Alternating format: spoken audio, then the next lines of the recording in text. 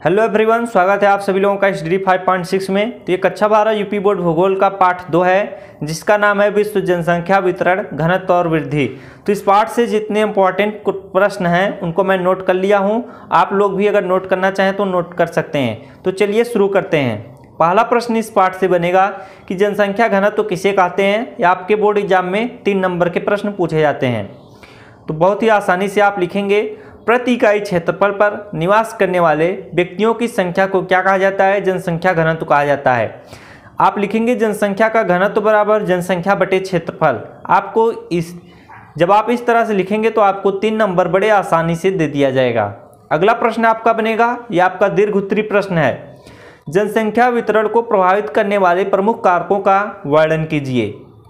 तो आप लिखेंगे जनसंख्या वितरण को प्रभावित करने वाले कारकों का सामान्यतः 3 वर्गों में रखा जाता है। ये देखिए आपका दीर्घ उत्तरीय प्रश्न है, 8 नंबर का। ये प्रश्न आपसे पूछा जाता है और ये बोर्ड में कई बार पूछा जा चुका है, तो आप इसे जरूर याद कर लीजिए, बहुत ही सरल है ये।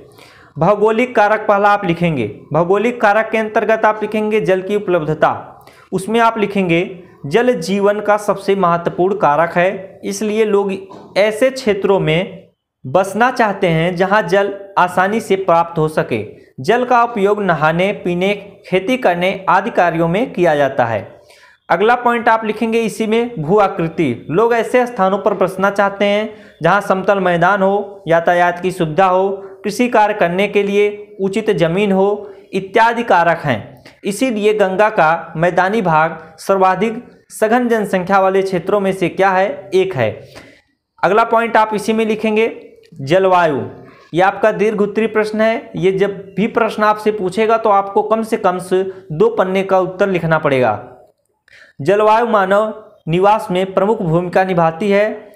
सम जलवायु रखने वाले क्षेत्रों में मानव निवास अधिक देखने को मिलता है, जबकि विषम जलवायु क्षेत्रों में मानव निवास बहुत ही कम देखने को मिलता है। अगला पॉइंट आप लिखेंगे मृदा। इसमें आपको लिखना पड़ेगा मृदा कृषि और इससे संबंधित क्रियाओं के लिए महत्वपूर्ण है, इसलिए उपजाऊ दोमट मिट्टी वाले प्रदेशों में अधिक लोग निवास करते हैं, क्योंकि ये मृदा गहन कृषि का आधार बन जाती है। दूसरा आप लिखेंगे इसमें आर्थिक कारक। आपको 3 पॉइंट मैंने बताया था, भौगोलिक कारक, आर्थिक कारक, तीसरा है आपका सामाजिक एवं सांस्कृतिक कारक। तो अभी पहला पॉइंट आपका खत्म हो गया, अब दूसरा शुरू होता है, आर्थिक कारक। इसमें आप लिखेंगे खनिज। जो क्षेत्र खनिज से युक्त होते हैं वो उद्योगों के लिए अनुकूल होते हैं। खनन और औद्योगिक गतिविधियां रोजगार का साधन बनती हैं, अतः कुशल एवं अर्धकुशल श्रमिक ऐसे क्षेत्रों में पहुंचकर जनसंख्या को क्या कर देते हैं? सघन बना देते हैं। अगला पॉइंट है आपका इसी में नगरीकरण।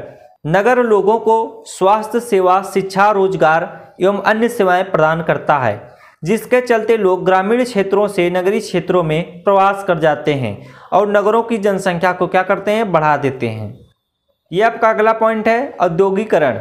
औद्योगिक पेटियां रोजगार के अवसर उपलब्ध कराती हैं और बड़ी संख्या में लोगों को आकर्षित करती हैं। इसमें दुकानदार, श्रमिक, डॉक्टर, परिवहन, परिचालक आदि क्या होते हैं? सम्मिलित होते हैं। अब आपका तीसरा पॉइंट है इसका सामाजिक एवं सांस्कृतिक कारक। लास्ट पॉइंट है इस प्रश्न का। व्यक्ति या व्यक्तियों का समूह ऐसे क्षेत्रों में रहना उचित नहीं समझता जहां सामाजिक और राजनीतिक अशांति होती हैं, इसलिए वे ऐसे क्षेत्रों को छोड़कर उन क्षेत्रों में रहना उचित समझते हैं जहां उनको धार्मिक स्वतंत्रता मिलती हो, राजनीतिक तथा कानूनी और सहायता मिलती हो।